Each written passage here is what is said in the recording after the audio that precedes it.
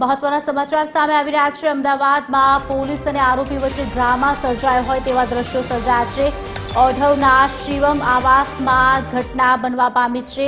Crime બ્રાન્ચને જોઈને આરોપીની આપઘાતની ચીમકી, ફ્લેટની ગેલેરીમાં ઊભા રહી આપઘાતની ચીમકી આપવામાં આવી છે।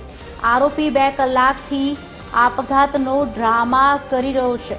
આરોપીના રેસ્ક્યુ માટે ફાયરની ટીમને પણ તૈનાત કરવામાં આવી છે। 2 ગુનામાં સામેલ આરોપીને ક્રાઇમ બ્રાન્ચ પકડવા ગઈ હતી। આરોપી સ્વૈચ્છિક સરેન્ડર કરવા તૈયાર નથી।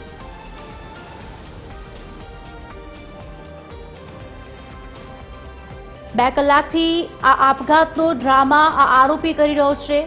ફાયરની ટીમને પણ તેને તૈનાત કરવામાં આવી છે રેસ્ક્યુ માટે। ઓઢવના શિવમ આવાસની આ ઘટના છે, જ્યાં ક્રાઇમ બ્રાન્ચને જોઈને આરોપીએ આપઘાતની ચીમકી આપી અને ફ્લેટની ગેલેરીમાં ઊભા રહી આપઘાતની ચીમકી આપી રહ્યો છે। આરોપી 2 કલાકથી આપઘાતનો ડ્રામા કરી રહ્યો છે, ત્યારે આરોપીના રેસ્ક્યુ માટે ફાયરની ટીમને પણ તૈનાત કરવામાં આવી છે અને ક્રાઇમ બ્રાન્ચને જોઈને આ આરોપી આપઘાતની ચીમકી આપી રહ્યો છે, સરેન્ડર કરવા તૈયાર નથી અને ડ્રામા ક્યારનો રચાઈ રહ્યો છે, જેમાં ફાયર અને પોલીસ 2 ટીમ કામે લાગી ચૂકી છે તેને બચાવવા માટે અને પકડવા માટે। અમદાવાદના ઓઢવ વિસ્તારની આ ઘટના છે કે જેમાં 2 ગુનામાં સામેલ છે આરોપી। તેને પકડવા માટે પોલીસ ગઈ છે, પણ આરોપી સ્વૈચ્છિક રીતે સરેન્ડર કરવા તૈયાર નથી અને આરોપી અને પોલીસ વચ્ચે ક્યાંક ડ્રામા સર્જાઈ રહ્યો હોય તેવું પણ લાગી રહ્યું છે। નીચે એક તરફ ફાયરની ટીમ તૈનાત કરવામાં આવી છે તેના રેસ્ક્યુ માટે, બીજી તરફ પોલીસ તેને પકડવાની કાર્યવાહી શરૂ કરી છે, પણ આરોપી આપઘાતની ચીમકી આપી ગયો છે। ફ્લેટની ગેલેરીમાં ઊભા રહીને તે હેરાન પરેશાન કરી રહ્યો છે। ક્યાંક ડ્રામા હાઈ લેવલનો ચાલી રહ્યો હોય તેવા દ્રશ્યો પણ સર્જાયા છે।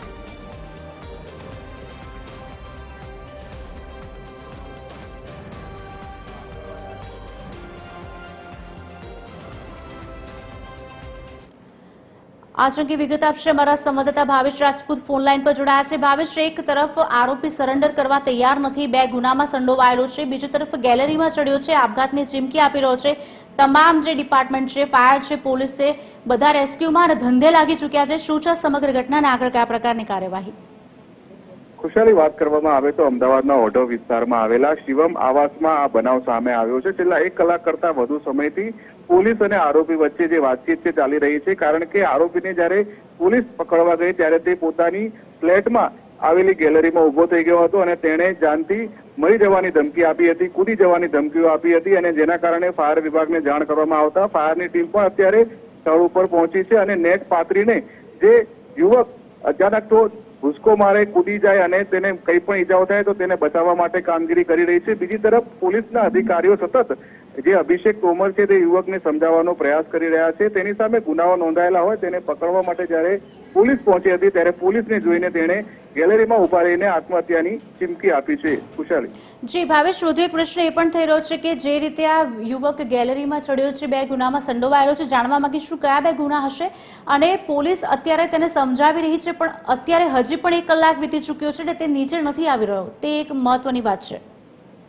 ખુશાલી, જે આરોપી અત્યારે ગેલેરીમાં ઉભો છે અને તે સતત પોલીસ સાથે વાતચીત કરીને આ મામલે વાતચીત કરી રહ્યો છે, પરંતુ તેણે એક ચિઠ્ઠી પણ પોલીસ સુધી પહોંચાડવાનો પ્રયાસ કર્યો છે। હવે તે ચિઠ્ઠીમાં તેણે શું ઉલ્લેખ કર્યો છે તો થોડી વારમાં સામે આવશે, પરંતુ હાલની સ્થિતિએ વાત કરીએ તો ફ્લેટની ગેલેરીમાં તે ઉભો હોય અને નીચે ફાયરની ટીમ છે તે નેટ પાથરીને ઊભી છે, બીજી તરફ પોલીસ તેને વાતચીત કરી રહી છે, સમજાવવાનો પ્રયાસ કરી રહી છે। તેની સામે જે 2 ચોરી જેવા ગુનાઓ નોંધાયેલા હોય તે બાબતે તેને પકડવા પોલીસ ગઈ હતી, ક્રાઇમ બ્રાન્ચ ગઈ હતી અને તે સમયે તેણે પોલીસથી બચવા માટે આ હથકંડો અપનાવ્યો છે। ખુશાલી જી આભાર ભાવેશ, વધુ વિગત આપની પાસેથી મેળવતા રહીશું। તો અત્યારે આપ જે દ્રશ્ય જોઈ રહ્યા છો તે અમદાવાદના ઓઢવ વિસ્તારના છે, જ્યાં ક્રાઇમ બ્રાન્ચ આરોપીને પકડવા ગઈ ત્યારે આરોપી પોતાની ગેલેરીમાં બંધ થઈને આપઘાતની ચીમકી ઉચ્ચારી રહ્યો છે। જો કે અત્યારે હાલ ફાયર ડિપાર્ટમેન્ટ અને પોલીસ બંને ધંધે લાગી ચૂક્યા છે અને તેમને ઉતારવાની કોશિશ પણ આ આરોપીને હાથ લગાડવામાં શરૂ કરવામાં આવી છે, કારણ કે આરોપી 2 ગુનામાં ઓલરેડી સંડોવાયેલો છે અને આજ આ 2 ગુનામાં સામેલ આરોપીને પકડવા માટે ક્રાઇમ બ્રાન્ચ